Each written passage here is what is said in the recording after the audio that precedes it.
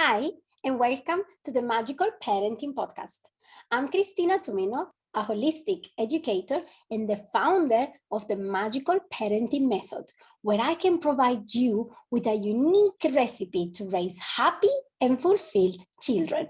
In this video, I will focus on the spiritual body. The word spiritual is quite trendy nowadays, so better start by defining what I mean by this term. First of all, by spiritual, I don't refer to any religion. Instead, I mean a connection with our soul and the inner world in a way that, for instance, Socrates and Lao Tzu used to philosophize about. Philosophizing is intended here in the very ancient manner of constantly, genuinely, and humbly searching for truth, growth, and wisdom. When we are born, we all start a journey in this world. We grow and change and grow again. This is quite visible, physically speaking, as we become taller and bigger and older. We also grow spiritually, or at least we should. I suggest we're here for a reason.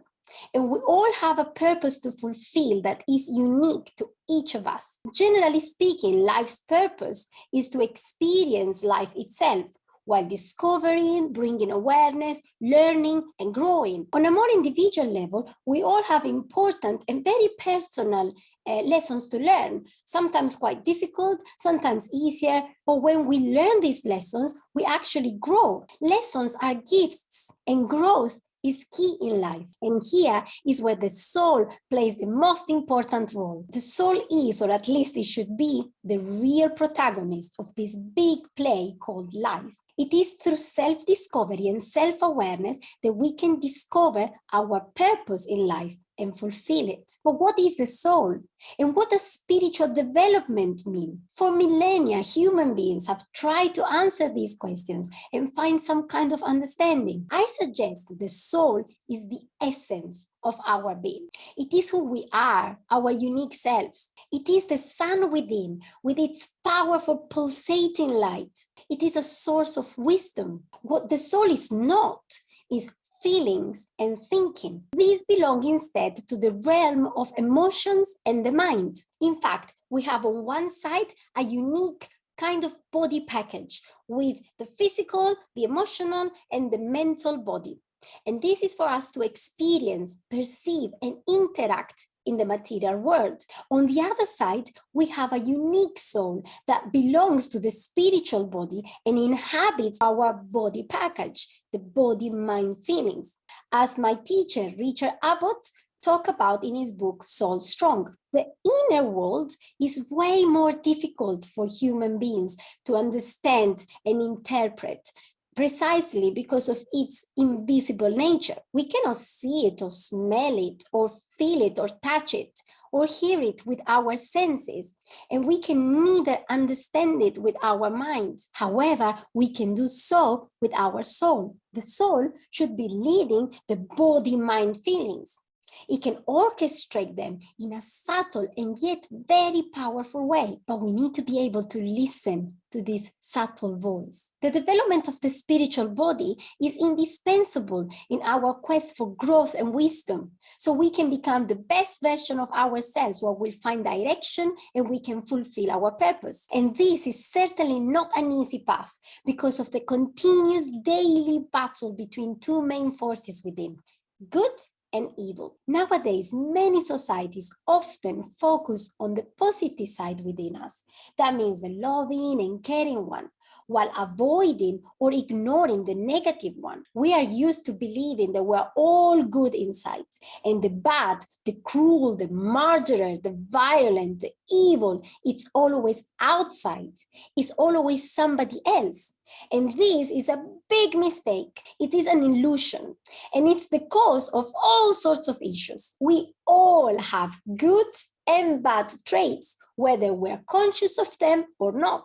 When we cannot see clearly inside and we pay no attention to the negative aspects within, evil prevails. Carl Jung, the founder of analytical psychology, affirmed that unconsciousness is the primal sin, evil itself for the logos. Logos in terms of reasoning to find the truth. He believed that good does not become better by being exaggerated, but worse. And a small evil becomes a big one through being disregarded or repressed. He continues saying that shadow is very much a part of human nature, and it is only at night that no shadows exist. And this is why putting all our efforts on trying to be good doesn't really work. By simply focusing on forgiving, loving others, offering the other cheek, donating, trying not to be racist or discriminative can actually make things worse because we're feeding our shadow. But why? What does all this mean? Should we not forgive then and or love anymore? What is the shadow about? Our shadow or dark side is extremely powerful and yet very subtle and deceitful. It is evil. It is common not to see it or not wanted to see it because it lives in the dark. In the duality concept of yin and yang, darkness is part of the yang force that stands for destruction, that is in opposition to the yin that means creation. Destruction and death are often necessary for new things to be born. If we compare good and bad to light and darkness, we could say that we actually need them both. We couldn't just live off continuous light. We wouldn't even be able to understand it if we couldn't experience night and its darkness. This is one of the reasons why both forces complement each other, keeping harmony and balance in a higher and broader picture of things. However, this destructive force within, simply by fulfilling its purpose, it constantly tries to destroy what we really care about, what is important to and for us. This can destroy our motivation, our purpose, our body, our essence, and in extreme cases, even our life. This force lives in the darkness and it waits to be fed. It plots its plans in the form of greediness, jealousy, laziness, conformity, illusions, impatience, deception, fears, betrayal, lies, easy wins, procrastination, making us feel like victims or thinking that we're not enough or that we know it all, denying our soul and what makes us unique. It always starts with a very personal and a small evil, as Jung said. When we let a small lie in, we make it easier for bigger lies to grow. And when we ignore them, we give them power. And this is the case when we decide to eat just one more little chocolate, just for tonight. Or when we allow our boss to take advantage of us, just one more time. When we let our children in front of a screen just for another 10 minutes to make our life a bit easier. When we allow our partner to hit us just this one more time. This just one more time, a little will not hurt or it's fine and so on, are all small, apparently controllable and harmless ways to corrupt us. Are small lies so that we give in power to this dark force. Becoming aware of the dark side is certainly not an easy job, especially if nobody has guided us to do so before. But why should we learn this? Some might ask. The answer is to gain freedom and peace. However, freedom means responsibility.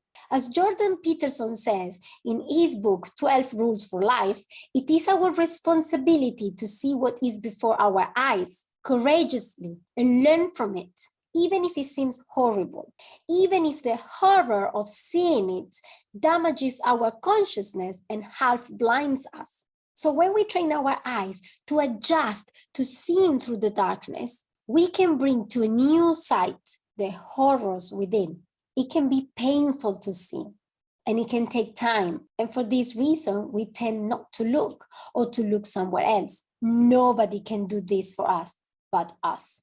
This is an extremely important process, and it requires a significant conscious effort. When we're not trained to honesty and deep self-analysis, we become blind and deaf. We delude ourselves. We prefer to believe that what happens to us is because of some external factors or because of other people's actions. So the blame is never on us. Good and bad happen every day to everyone.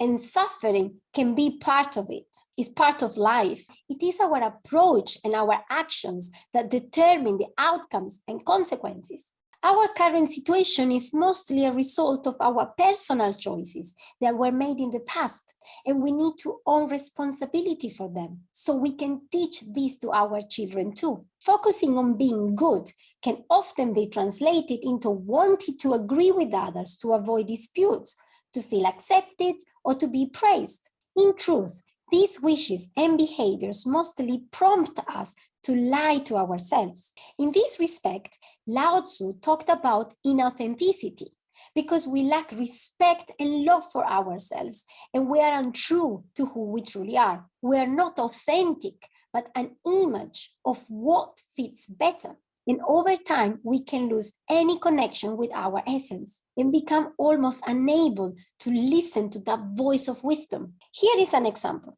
Let's take a person called John.